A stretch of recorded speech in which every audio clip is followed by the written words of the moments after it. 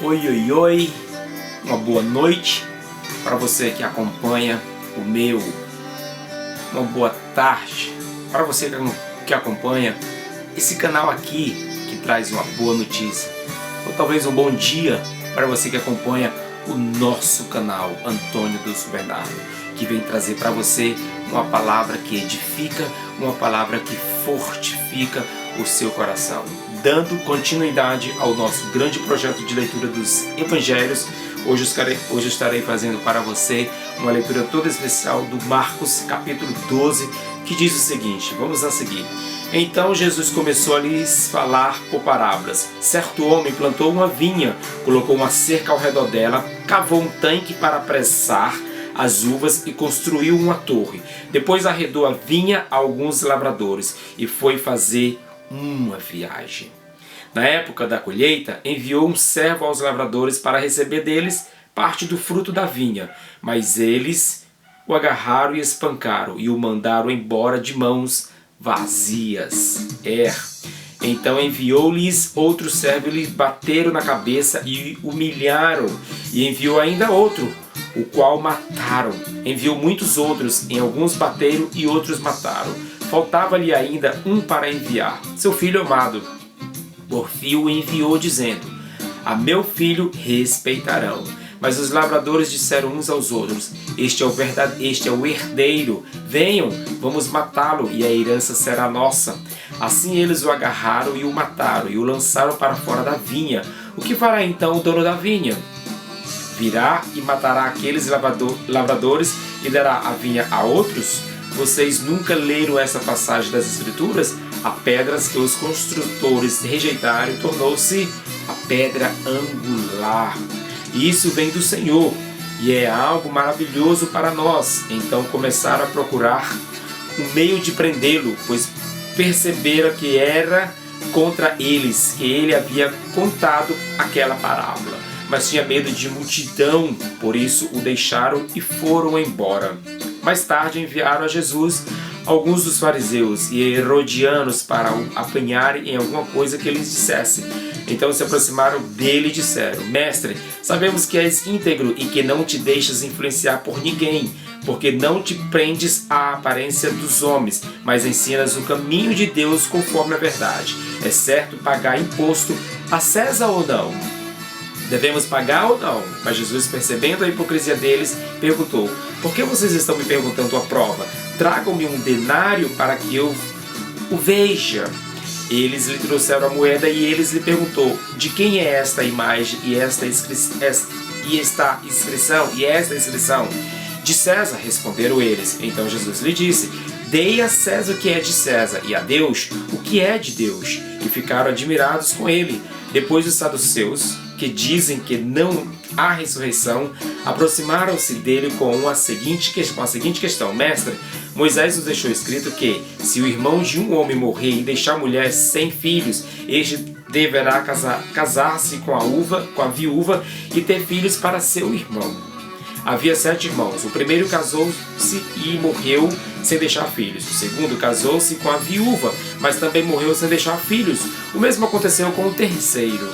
Nenhum dos 7 deixou filhos. Finalmente morreu também a mulher. Na ressurreição, de quem ela será esposa, visto que os sete foram casados com ela? Jesus respondeu, vocês estão enganados, pois não a conhecem as Escrituras nem o poder de Deus. Quando os mortos ressuscitam, não se casam, nem se dão em casamentos. Nem são dados em casamento, mas são como os anjos nos céus. Quanto à ressurreição dos mortos, vocês não leram no livro de Moisés, no relato da sarça, como Deus lhe disse, eu sou o Deus de Abraão, o Deus de Isaac e o Deus de Jacó.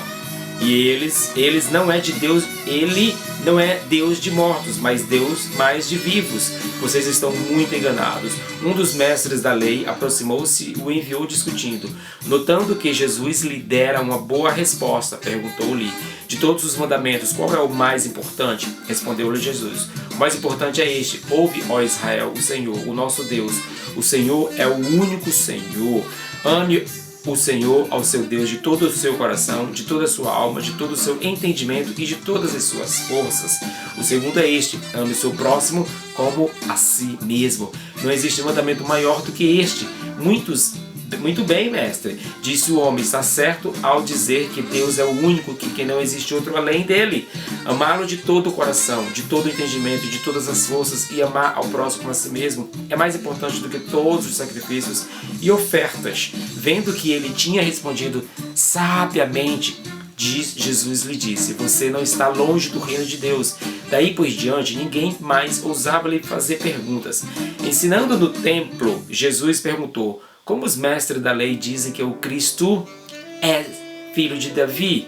O próprio Davi, falando pelo Espírito Santo, disse: ó Senhor, disse ao meu Senhor, senta-te à minha direita, que eu ponha os teus inimigos debaixo dos teus pés. O próprio Davi o chama Senhor. Como pode então ser ele, seu filho?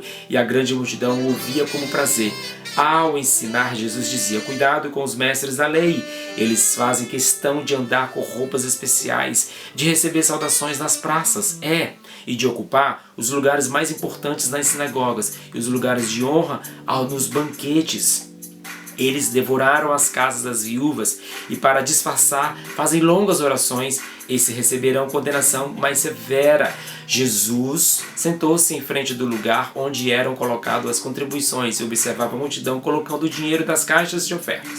Muitos ricos lançavam ali grandes quantias. Então uma viúva pobre chegou-se e colocou 2 pequeninas moedas de cobre de muito pouco valor. Chamando a si os seus discípulos, Jesus declarou: afirmo-lhe que esta viúva, como colocou na caixa de ofertas mais do que todos os outros, todos deram do que lhe sobrava, mas ela, da sua pobreza, deu tudo o que possuía para viver. Que palavra maravilhosa, né? Grandes coisas tem o Senhor para fazer na minha vida e na sua vida. Uma vez que você obedecer o primeiro mandamento, o importante mandamento: amarás ao teu Deus de todo o teu entendimento, de todo o teu conhecimento, e amará o teu próximo como a si mesmo. Se você, meu irmão, se você, minha irmã, se a gente tentar no mínimo amar o nosso próximo, como a gente ama a nós mesmos, como nós valorizamos as nossas vidas, como nós valorizamos a cada passo dado, a cada mão estendida, é assim que Deus nos quer. Se você ama o teu próximo como a ti mesmo, aí haverá paz, aí haverá alegria, não haverá invejas, não haverá rancor, não haverá dissensões, não haverá intrigas, não haverá mentiras, não haverá falsidade. Haverá uma certeza de que todos viverão felizes e em paz e união, porque uma vez que eu desejo o melhor para o meu próximo, o melhor para mim, assim como eu desejo o melhor para o meu próximo, estou desejando para comigo. Esse é o mandamento que Deus nos quer que a gente faça, que você ame o seu próximo como você ama a si mesmo, e aí você vai ver a grandeza de Deus sendo alargada na sua vida. Você vai ver a provisão de Deus em todas as áreas da sua vida, seja ela espiritual, seja ela sentimental, seja ela emocional, né?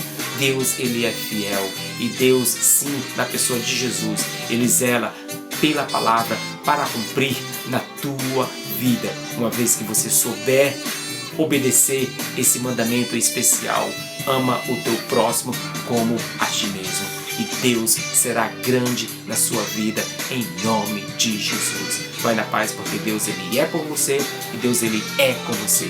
Receba com alegria e com gratidão esta palavra que eu passei para você agora, em nome de Jesus. Amém, amém.